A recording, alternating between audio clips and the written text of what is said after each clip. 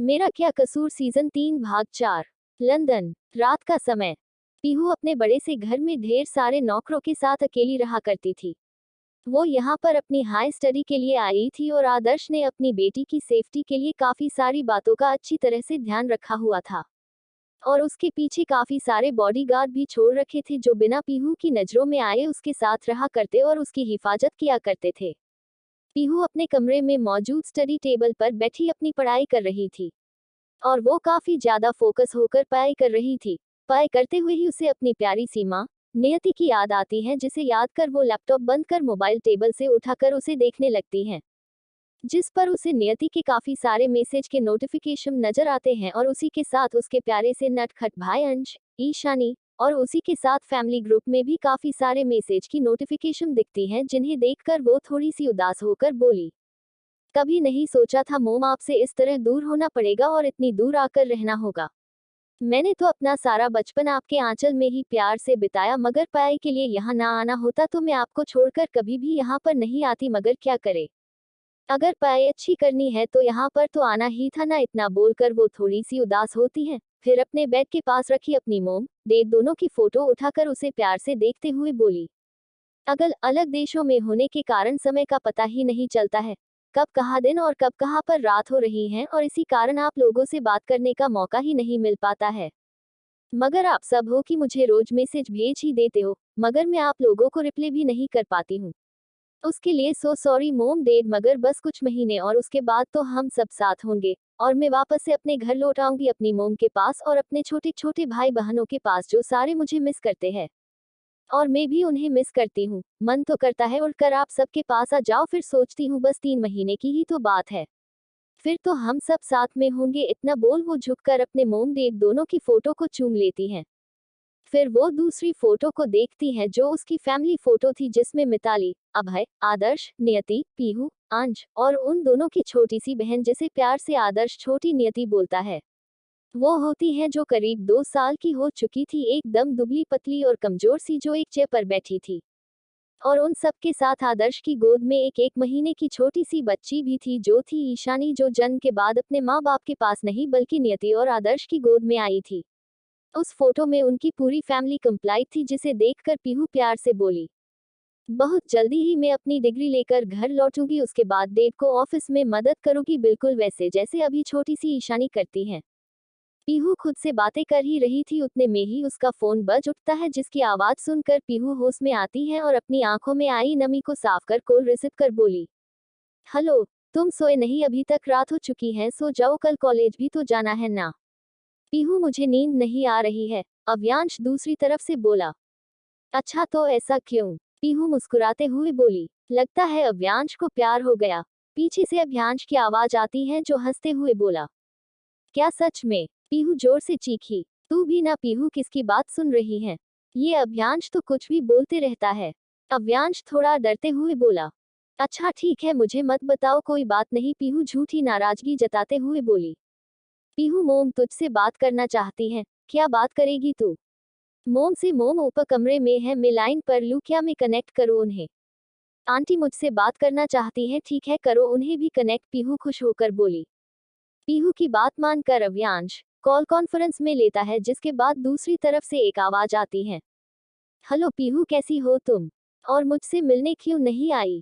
कितने दिन हो गए तुम आई नहीं, तुम्हें पता भी है मैंने और अव्यांश के डेड हम दोनों ने तुम्हें काफी मिस किया है, अब जैसे ही सैटरडे आए तुम घर आ जाना, और हाँ मुझे कोई ना नहीं सुननी है, और साथ में परी को भी लाना, मैं तुम दोनों के लिए तुम्हारी पसंद का नाश्ता तैयार करूंगी।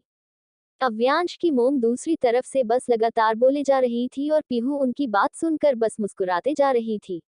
कुछ ही देर में दोनों की बात खत्म होती है, जिसके बाद अव्यांश की मोम कॉल कट कर देती है। पीहू मोम ने ज्यादा तो परेशान नहीं किया ना? अव्यांश बड़ी ही मासूमियत के साथ बोला। बिल्कुल भी नहीं, पीहू बोली, अब मुझसे भी बात करो, क्या सारी रात इससे ही बात करोगी? अव्यांश उसके हाथ से मोबाइल लेकर छीनकर भागते हुए बोला, तू रुक, मैं अभी तुझे बताता हूँ, मेरा मोबाइल वापस कर। अव्यांश अव्यांश के पीछे भागते हुए बोला। तो उन दोनों की नोक-झोंक देखकर पीहू खुद को हंसने से रोक नहीं पाती है। इंडिया, नियति की जब आंखें खुलती हैं तो वो खुद को आदर्श की बाहों में पाती है। खुद को अपने प्यार की बाहों में पाकर नियति मुस्कुरा उठती है और धीरे से आदर्श के गाल पर किस कर बोली, गुड मॉर्निंग आदर्श जी, चलिए उठ जाइए और हमारी नीयू को भी जगा दीजिए, वरना वो सोती ही रहेगी। नियति की बात सुनकर आदर्श की भी आंखें खुल जाती हैं और वो नियति को अपनी बाहों में भरकर बोला, नियति बच्चे बड़े हो रहे हैं, हमारी पीहू भी काफी बड़ी और पहले से ज्यादा समझदार हो चुकी है और कुछ महीने बाद ही वो हमारे पास वापस लौट आएगी अपनी हाई स्टडी पूरी करके।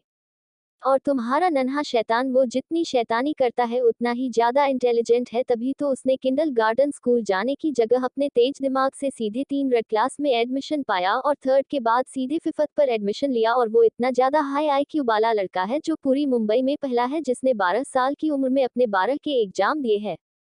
आदर्श अपने बेटे की काबिलियत पर गर्व करते हुए बोला, आपका बेटा है आप पर ही जाएगा ना, जितना तेज आपका दिमाग है उससे कई गुना ज्यादा हमारे बेटे का दिमाग है और उसका IQ लेवल 135 से ज्यादा का है और पूरी मुंबई हमारे बेटे को जानती है जिसने काफी कम उम्र में अपना सारा ग्रेजुएशन कंप्लीट किया है।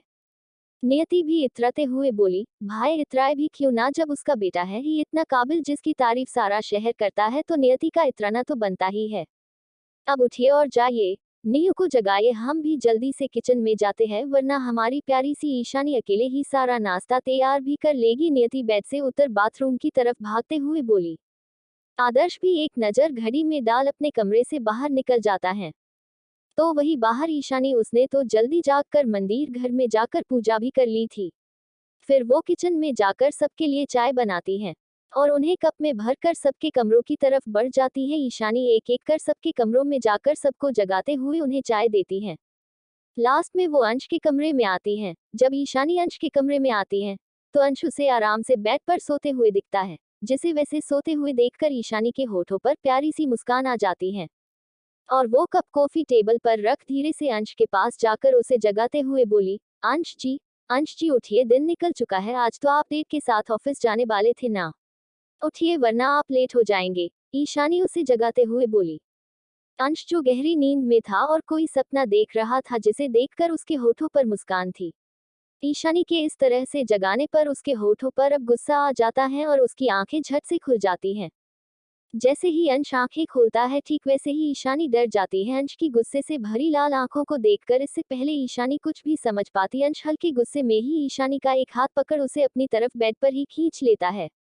इस तरह अचानक से हुए हमले की ईशानी समझ नहीं पाती है और वो अंश के खींचने पर सीधे जाकर उसके ऊपर ही गिर जाती है।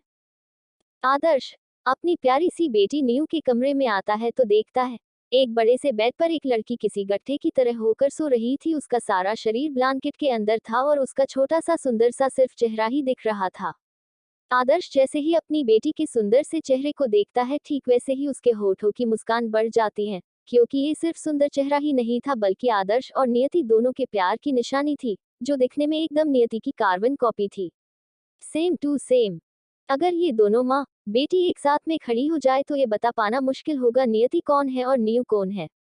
दोनों का चेहरा सेम था मगर उम्र में काफी ज्यादा फर्क था, क्योंकि नीयू बस 14 साल की थी और नियति काफी बड़ी। नीयू बेटा चलो उठो और जल्दी से फ्रेश हो जाओ ताकि हम साथ में ब्रेकफास्ट कर सके। नीयू उठ जाओ बेटा, आदर्श प्यार से नीयू के सर पर हाथ फेरते हुए बोला। मुझे सोने दो ना पापा, नीयू को अभी नींद आ रही है। नीयू की काफी ज्यादा मीठी आवाज आदर्श के कानों में सुनाई पड़ती है और अगले ही पल नीयू धीरे से आदर्श की गोद में अपना सर रख कर बोली, पापा मुझे नींद आ रही है, क्या मैं थोड़ी देर और सो सकती हूँ। नीयू ये सब इतने प्यार और मासूमियत के साथ बोलती है कि उसकी बात सुनकर आदर्श का दिल ही नहीं करता वो अपनी बेटी को नींद से जगाए। नीयू जाग जाओ बेटा, तुम्हें सुबह जल्दी उठकर बाहर की फ्रेश हवा भी तो लेनी है। तुम्हारी संजना मासी हमेशा बोलती है ना, तुम्हें रोज सुबह जल्दी उठकर योगा करना है और खुली हवा लेनी है, अगर तुम ऐसा करोगी तो हमेशा एकदम स्वस्थ रहोगी मेरी तरह। आदर्श प्यार से उसके सर पर हाथ फेरते हुए बोला। क्या सब जाग चुके हैं?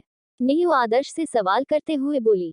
हम सब जाग चुके हैं और मुझे डर है अगर तुम देरी से जागी तो कहीं तुम्हारा प्रिंस चार्मिंग तुम्हें छोड़कर स्कूल ना चला जाए।